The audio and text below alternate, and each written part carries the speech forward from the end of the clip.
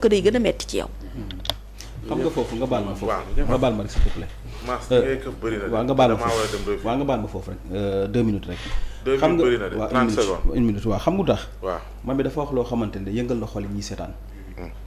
parce que boo déggee li muy wax nii nga xool bët yi xam ne li muy wax nii si xol la jóge. dëgg la encore une fois xam nga Ousmane Sonko ku mën a muñ la parce que naka ngay ànd nit ànd ngor jël nit dénk ko lu ma ni nguur ngeen am projet boo xamante ne moom ngeen nasoon pour réew mi nga xëy gis nit kooku jël yoonu boppam encore une fois jël tànk yoo xamante ne nekkul woon li tax ngeen doon xeex man personnellement le président Bassirou Diomaye Faye m'a déçu déception laa am ci moom bañu ma ko de mais déception laa am ci président Bassirou Diomaye Faye xam nga lu tax président Bassirou Diomaye Faye moo doon xeex président de la République Macky Sall ci 3e mandat bi moom la ñu interrogé woon ci Ouattara mu am lu mu wax ci Ouattara président de la République Bassirou Diomaye Faye ñi xeexoon nag moom ba deret tuuru ñi xeexoon nag moom ba ñàkk seen bakken ñooñu la fi bàyyi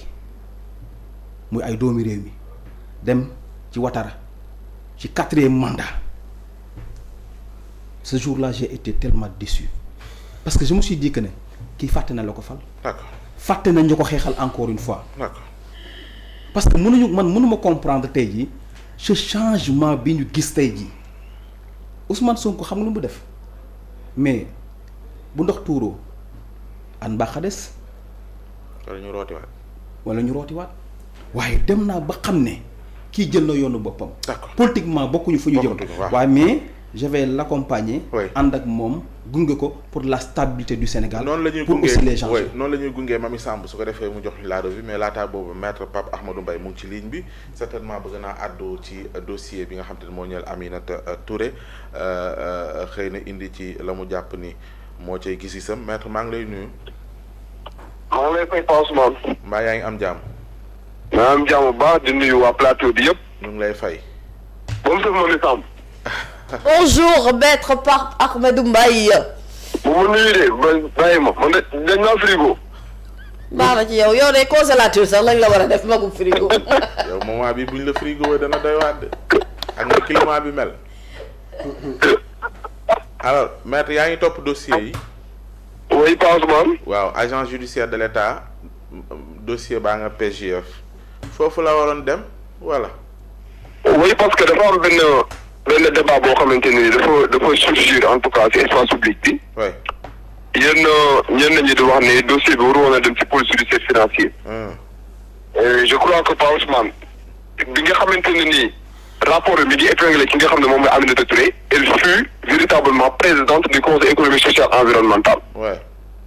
may wax ne ñi nga xam ne dañuy sukkandiku ci autorités yi nga xam ne dañoo am benn privilège de juridiction. le président du conseil économique social environnemental bokkul ci autorités yi nga xamante ne ni au vu de la constitution dañoo am un privilège de juridiction. d'accord donc bu fekkente ne rapport bi nga xam ne moom moo ko épinglé daf ko établir dans le cadre de sa gestion. au sein en tout cas de cette institution bi nga xam ne moom mooy le conseil économique social environnemental bu boobaa bu fekkente ne par exemple IGE def na rapport ba pare. bu ñu koy transmettre à partir du moment où les sommes yi nga xamante ne tey jii moom moo nekk en question dafa excédé 50 millions. day étaper à la compétence des juridictions du droit commun dem fi nga xam ne tey jii moom mooy la compétence du pôle judiciaire financier. donc la saisine du pôle judiciaire financier en la matière est une saisine régulière boo xamante ne tey jii nii amul benn contestation boo xam ne war na cee mën a juddu pour la bonne et simple raison que dame bi nga xamante ne tey jii mi ngi gérer cette institution là elle n'était pas ministre elle n'était pas premier ministre. donc de ce point de vue là yaakaar naa ne sur le terrain du droit la saisine du pôle judiciaire financier amul benn ambiguïté. ñi am njort bu ñaaw ni dossier bi du mujj fenn xëy na ñu setal Aminata Touré ko tax a jóg yow même perception nga ci am. en tout cas au vu en tout cas des réalités yi nga xam ne moom la ñu dund je ne parle pas des réalités juridiques ou des judiciaires les réalités politiques on verra mais l'essentiel li ñu gëm mooy lorsque en tout cas le dossier atterrit au dossier au pôle judiciaire financier li ñu ciy xaar sur le terrain du droit mooy ñu instruire que jusqu'au bout lépp loo xamante ne tey jii war na cee mën a am ñu def ko ci. mais en tout cas les dernières décisions yi nga xam ne ni pôle judiciaire financier mu ngi koy jël par rapport à l'ensemble des personnes yi nga xam ne ay rapport épinglé wu na leen. day créer benn doute en tout cas sur véritablement la sincérité même de certaines décisions yi nga xam ne parfois dañ koy jël de manière injustifiée. Et il y a toujours les dispositions de l'article 140 boo xamante ne ni mën na nekk benn brèche ouverte boo xam ne dina ci mën a sukkandiku ñu génneel ñu argument d'une contestation sérieuse wala peut-être d'un questionnement entre autres. Mais li nga xam ne les Sénégalais moom la ñuy xaar dans l'écrasante majorité. mooy dossier bi ñu instruire que jusqu'au bout lépp loo xamante ne tey jii war na cee leer mu leer.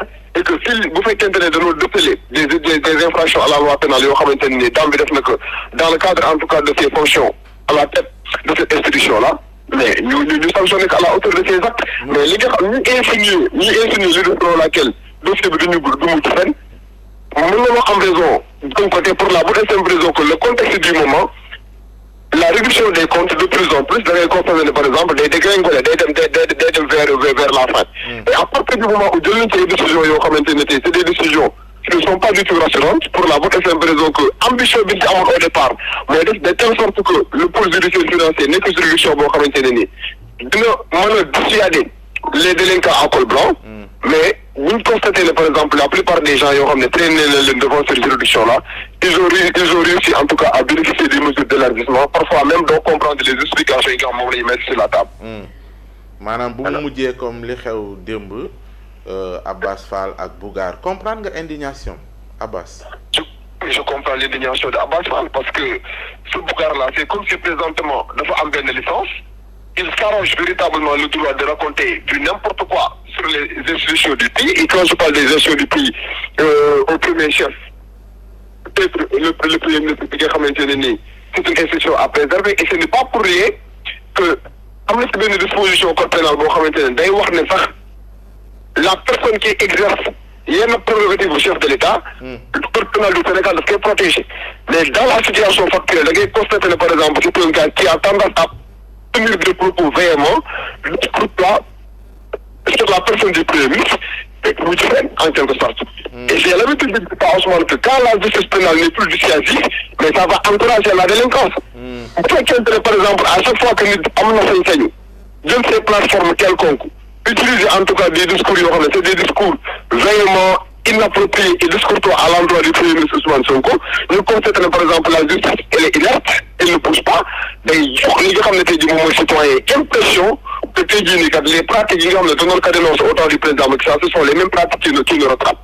Et c'est vraiment malheureux de constater que ce gars-là il continue en tout cas de semer le bordel d'utiliser ay plateformes di attaquer les autorités de ce pays-là sans pour autant en tout cas qu'il soit sanctionné. Donc l'indignation de Abbas Fall c'est une indignation légitime qui se justifie te loolu day joxe benn sentiment de rééquilibre boo xamante ne day am dans le traitement des affaires judiciaires. Voilà merci beaucoup maître Pape Ahmadou Mbaye may bégal internautes yi ni suba di nga ànd ak ñun incha allah ci vendredi bi comme mercredi bi da nga amoon ay yittey professionnel moo tax jotuñu laa gis ah. waaw bu dinaa ñëw ci matinal bi. ci kàttanu yàlla. jërëjëf merci beaucoup maître Pape Ahmadou Mbaye ñu ngi koy gërëm di ko sant bu baax a baax Mamy Samb incha allah la ñu àndal léegi. may ma 5 secondes maa ngi ñëw ci yow. mu jox ñu la revue mais.